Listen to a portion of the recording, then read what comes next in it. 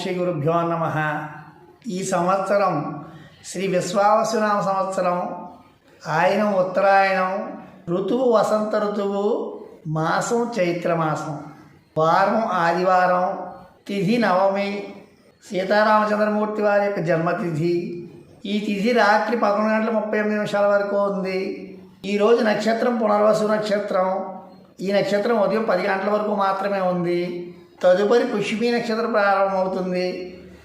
అంటే ఈరోజు ద్వినక్షత్రాలు అన్నమాట. ఈరోజు సూర్యోదయం ఉదయం 5:55 అలాగే సూర్యాస్తమయం సాయంత్రం 6:10. ఈరోజు అమృత గడియలు ఉదయం 7:32 నుండి 9:12 వరకు. ఈరోజు సాయంత్రం దుర్ముహూర్తం 4:32 నుండి 5:31 వరకు. అలాగే యమగండం మధ్యాహ్నం 12 గంటల నుండి 1:30 వరకు. గుళిక కాలం మధ్యాహ్నం 3 గంటల నుండి 4:30 వరకు. వీటితో పాటుగా రాహుకాలం సాయంత్రం 4:30 నుండి 6 గంటల వరకు.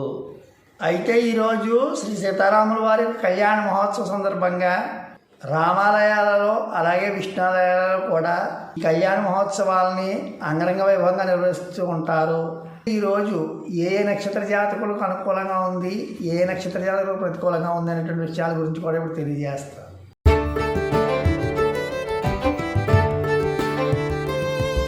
అశ్విని, కృత్తిక, రోహిణి, మృగశిర, ఆరుద్ర, పునర్వసు, పుష్యమి మరియు ఆశ్లేష నక్షత్ర జాతకులకు ఈరోజు సిద్ధయోగం.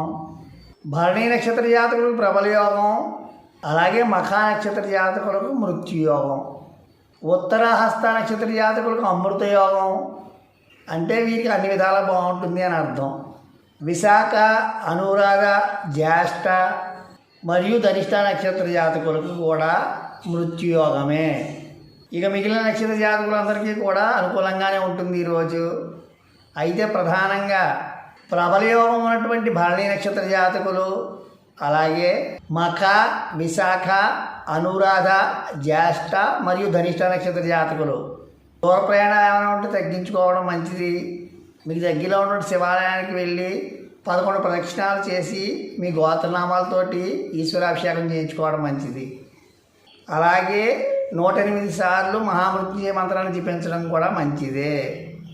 ఇంకా మీకు అవకాశం ఉంటే ఈరోజు ఉదయం 6 గంటల నుంచి 7 గంటల లోపల కానీ, లేదా సూర్యాస్తమయం అవ్వకుండా సాయంత్రం మాటలైనా పర్వాలేదు, 1/4 కేజీ బెల్లంలో 100 గ్రాముల నల్ల నువ్వులు కలిపి వాటిని ఉండ కింద తయారు చేసి ఆవుకు తినిపించడం వల్ల కూడా గ్రహదోషాలు తొలగిపోయే అవకాశం ఉంది. అయితే ఇక్కడ అందరూ ఒక విషయాన్ని బాగా గుర్తుపెట్టుకోవాలి. దినాది ఫలితాలు, జాతక ఫలితాలు ఏ విధంగా ఉన్నా కూడా మనది ధర్మబద్ధమైనటువంటి ప్రవర్తన అయినప్పుడు వచ్చేటువంటి ఇబ్బందులు రాకమానవు. కానీ మన మనోనిగ్రహం వలన, నిజాయితీ వలన వాటిని తప్పకుండా అధిగమించవచ్చు. కాబట్టి ఈ విషయాన్ని దృష్టిలో ఉంచుకుని ఈరోజు జాతకం అంతగా బాగోలేనటువంటి వాళ్ళు తోచినటువంటి దాన ధర్మాలు చేసుకోండి. మీ దగ్గరలో ఉన్నటువంటి రామాలయాలకు వెళ్ళి అవకాశం ఉంటే కళ్యాణాన్ని తిలకించండి. నవగ్రహాల కృపకు అలాగే సీతారామచంద్రమూర్తి కృపకు పాత్రులు కండి. లోకా సమస్త సుఖినో భవంతు. స్వస్తి.